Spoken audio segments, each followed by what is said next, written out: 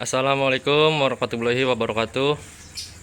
Selamat siang teman-teman semuanya. Di sini lagi gerimis ya. Gimana di tempat teman-teman? Dan di depan di depan saya ada mesin tetas ya. Kapasitasnya ini kecil. 30 butir telur ya. Ini sebenarnya. Tapi di sini ada perbedaan di raknya, dan ini atas request dari Kang Surya dari Karawang Barat, Karawang ya, di Jawa Barat. Nah, beliau requestnya rak seperti ini. Emang ini rak roller untuk box, dan raknya ini sebenarnya kapasitasnya 30, cuman di sini ada dihilangkan ya 2 gear. Sebelum saya review secara lengkap, saya ucapkan banyak terima kasih terlebih dahulu kepada Kang Surya ya, karena atas kepercayaannya sudah order. Abaikan aja backgroundnya, ada kardus semuanya berantakan ya. Di sini juga lagi bikin mesin tetas kapasitas 1008 untuk kirim ke Samarinda, dan ada mesin tetas kapasitas 300 yang ada penghangatnya, ini nanti dikirim ke Deli Serdang. Ini orderan Bapak Butar-Butar yang ketiga kalinya, yang waktu itu pernah saya review juga ya di channel ini. Oke, langsung aja ke pembahasannya. Di sini Kang Surya juga request warna yang seperti ini ya. Nah, bisa dilihat ini mengkilat, kinclong. Padahal ini belum dilap ya, hanya dilap sama kain aja. Belum bener-bener bersih lah. Kalau dibersihkan lagi, biasanya saya kalau ngelap ini pakai kit motor, jadi mengkilat ya, lebih bersih lagi. Ini sih masih ada banyak debu-debu bekas gergajian, dan ordernya seperti ini. Memang banyak mesin tetas ya yang warnanya seperti ini. Nah, seperti ini banyak, tapi itu biasanya itu wallpaper, nggak mengkilat dan ada kusut-kusutnya ya. Biasanya saya sering lihat juga sih itu wallpaper. Saya bukan menjelekkan yang wallpapernya, bukan. Saya di sini nggak bilang mana bagus mana jelek, tapi yang saya bilang di sini ini bukan wallpaper seperti itu ya, jangan disalahpahami. Saya nggak membandingkan mana yang jelek mana yang bagus. Itu kalau itu sih pendapat masing-masing ya, dan penilaian dari masing-masing. Cuman yang saya bahas kali ini bukan wallpaper seperti itu ya. Kalau wallpaper itu nggak mengkilat dan agak kusut-kusut dan kasar, nggak halus seperti ini. Kalau ini mengkilat dan halus. Nah, kalau bagusan mana itu nilai aja sendiri ya. Saya nggak membandingkan dari segi ininya. Saya cuma membahas ini bukan wallpaper seperti itu. Pintunya seperti ini ya, kapasitasnya 30, kecil. Cuman di sini Kang Surya minta kasih penghangat untuk anakan atau untuk telur yang udah menetas. Sebentar, saya ambil telur dulu. Nah, ini telur ayam Brahma ya, seukuran ayam Bangkok sih sama. Jadi biasanya kan saya bikin penghangat itu di bawah lagi. Nah, itu berarti box makin ditinggiin karena di sini nanti ada satu rak lagi. Dan pernah juga saya bikin penghangatnya itu di sebelah sini. Tapi kata Kang Surya biar aja dihilangkan 2 gear, biar dimensinya nggak terlalu besar seperti itu, karena dimensi juga berpengaruh nanti di ongkos kirimnya seperti itu ya. Jadi saya bikin ini sesuai request saja seperti ini. Jadi hasilnya dari sini ke sini itu 5 gear, dan dari sini ke sini itu 6 telur. Cuman di sini saya hilangkan 2 gear, jadi kapasitasnya cuma 18 ya kalau untuk telur yang diputar otomatis. Tapi di sini bisa masuk lebih dari 18-nya karena di sini ruang kosong, nggak ada pembatas-pembatas seperti ini. Jadi bisa lebih padat untuk penempatan telur. Jadi area sini sama area sini walaupun lebih luas area sini, tapi untuk kapasitasnya misalkan ditaruh telur itu lebih banyak kapasitas yang ada di sini. Siapa tahu nanti pemutarnya itu manual nantinya ya. Tapi kata Kang Surya sih ini untuk penghangat, jadi nanti ini bisa multifungsi. Terus kalau saya sih juga sama ya, untuk penghangat bisa, dan untuk telur yang udah menetas, udah retak maksud saya. Jadi telur kan biasanya udah retak nih. udah nggak butuh putaran lagi, tinggal taruh aja di sini seperti itu. Dan di sini kelembabannya udah otomatis ya, udah otomatis seperti ini, seperti biasa. Untuk ram kawat ini bisa dilepas. Untuk yang ini ya, ram kawat yang ini ya bisa dilepas.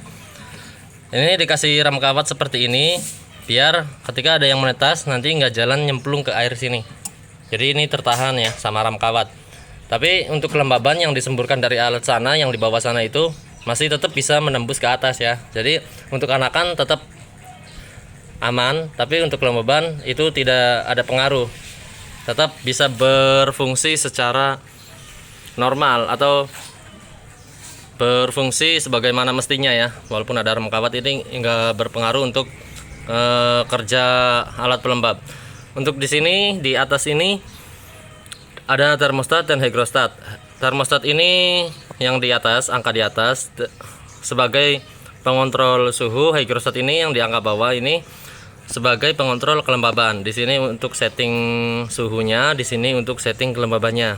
Tapi sebelum dikirim nanti ini udah di setting dulu ya. Jadi di video ini saya hanya mereview ukuran dan lain-lain ya. Untuk setting ini sudah saya setting semuanya nanti sebelum dikirim.